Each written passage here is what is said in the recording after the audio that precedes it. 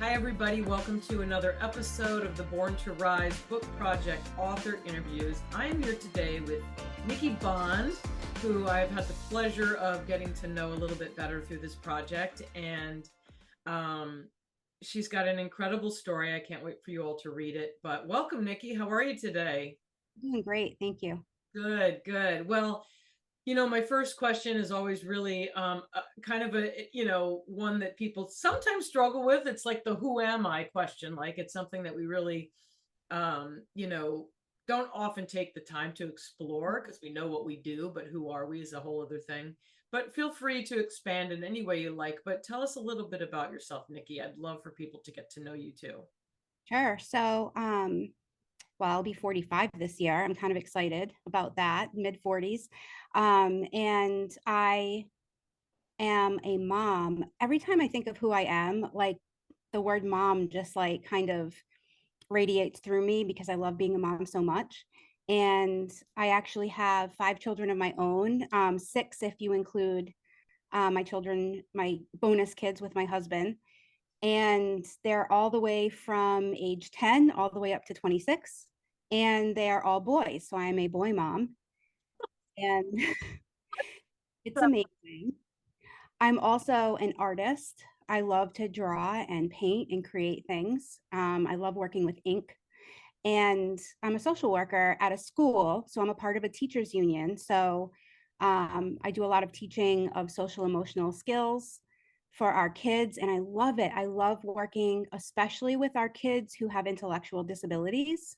They are my pride and joy, and they're just so fun to get to know. And I'm not neurotypical, so it's nice working with other people who are not neurotypical because our perspectives of the world are very interesting and intriguing and very special, actually. Yeah. What is not neurotypical about yourself? Do you feel like you want to share that or not? Yeah, so I have ADHD, and I didn't really find out until I was an adult, but it made sense when I found out, and so that I could understand myself better, and so that I could be a better be a better person at work, more in that I could do my job. I was just driving myself crazy trying to do my job um, in a way that wasn't very organized and didn't make a whole lot of sense. So I was just giving myself a lot of work. Yeah. And now I have a greater understanding of how my brain works. It really makes a big difference with what I need to be able to be good at my job. Yeah, and I'm very attracted to people with ADHD. I find that they are very creative, very Yes. smart, very interesting. I'm a type A Virgo, so sometimes it's also frustrating, but I also find it to just be so exciting at the same time to be around people who are just so, go, go, go in their brain and thinking of really neat things and creative things. Yes. So I personally am very attracted to people with ADHD. Me Um, too. yeah. So, you've been a wonderful contributor to this project, and our theme is Born to Rise, right? So you had a really interesting childhood. You've come from a great place and now found your own way. But maybe describe for us what it feels for you to rise. What does that phrase "Born to Rise" really mean for you? How does that resonate? Yeah, it resonates because um, we have so many different paths we could take. And rising is almost like a path that we can take. And if you look at, I like research, and I have my master's in social work. We did a lot of research based ideas, and you learn a lot about people who have gone through certain traumas. And the research does show that people who have gone through, X amount of traumas are more likely to not attain a bachelor's degree, not persist and go through and maybe do a graduate degree as well. Um, there's a lot to suggest that the trauma in and of itself can really kind of hold you back. And that, having one or two parents that are absent in your life just increases that. So I think when people rise, despite the challenging situations, it's just feel so extraordinary. I honestly, I do feel like a superhero sometimes because I do look back and I work with kids every day who have similar challenges that I had. And I look and I'm reminded of how hard it was and how I did have to persist. And I think that for me, I think some of it's innate, like these innate tools to thrive despite the adversity and a sense of resiliency. And I just happen to be fortunate enough to kind of be resilient and push through a lot of what happened. I tell my kids all the time, actually, a fun fact. So I do have a master's degree in social work. I'm a licensed clinical social worker. So I'm a licensed clinician to practice therapy. And I dropped out of high school. Yeah. And when I tell my kids that, they're like, wait, miss, what? And I'm like, no, really, I dropped out of high school and I was pregnant at 17 years old. And um, I guess what I really want also people to realize is that no matter what you've happened up till now, or no matter how old you are when you figure things out, that you really do always have that opportunity to rise. Yeah. Yeah, I love that so much because I think we put a container around those things and it makes us define them as my life is over or I'm Yes, now or this is because, I can't do this because X, Y, and Z. Whereas it might make things a little harder to do, but it doesn't have to squash the dreams that you also have. Right? it I mean, doesn't. Yeah, and sometimes when you start to rise, um, the stakes are higher because you have more to lose. oh yeah. So it's like, yes, this is amazing. I'm rising. But the more you rise, the more the further you could fall down. Yeah. And so for me specifically, besides having ADHD, I do struggle with some OCD and some anxiety. In the back of my mind, it was like, well, this is going to break at some point.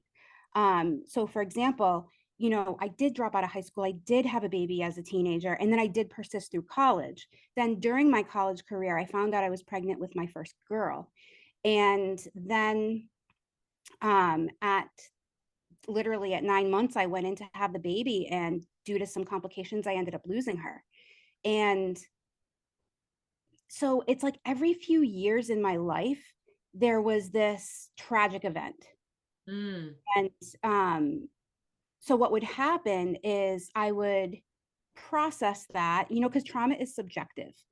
How we look at our trauma is different. And I think that I'm pretty good at processing it, but it doesn't go away. Like they say, the issues are in our tissues. right. But something always seemed to happen next and happen next. And then I had to climb that hurdle and get through it. And so I was always ready for the ball to drop. Mm, That was challenging. But sitting here today, I feel like, okay. And the ball did drop, and, you know, this and that happened, and I persisted through. yeah. And I want other women, especially, to know that stuff can happen. It's going to happen. Um, and there's always another path that you can take. There are always options, and it might suck and it might be hard. You might have to do the opposite of what you think you want to do, which might be crawl back in bed. But you can do it. Yeah.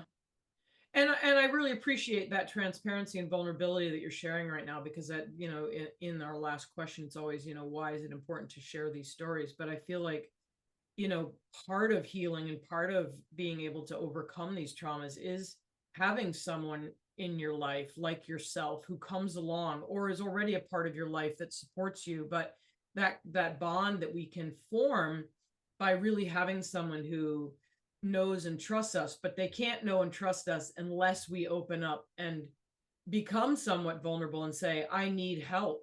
Like, or I need Yes. something. I need some method or person or guidance to get through this because there are going to be times when we fall far enough that we can't do it alone. Yes. You know? And that's why, like, I do look back and I think that although I didn't necessarily have my mom the way I needed her, I definitely didn't have my dad. He wasn't in the picture, but I did have my two great aunts. And so in that season of my life, um, I had somebody. Yeah. And I tell kids all the time, like, try to find that person. And even if it's just another teacher, it doesn't have to be a relative. Sometimes our families suck, they just do. But we can try to develop meaningful relationships with other people. And it's just that little bit of support that kind of push you through a situation where otherwise you would have, fallen and maybe really would have been challenged to get back up. Yeah, I agree. And I think when we're going through a lot of stuff, and I know I did it myself, is we tend to put up these protective barriers, because it's very hard to go through some struggles and challenges and traumas, and we feel like we need to, go into that mode, which we may for a while.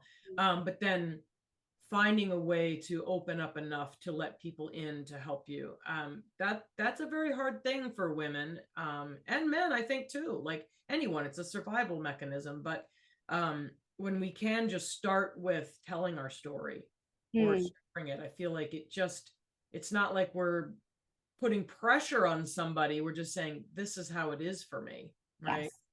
So Yeah. I really love what you're saying.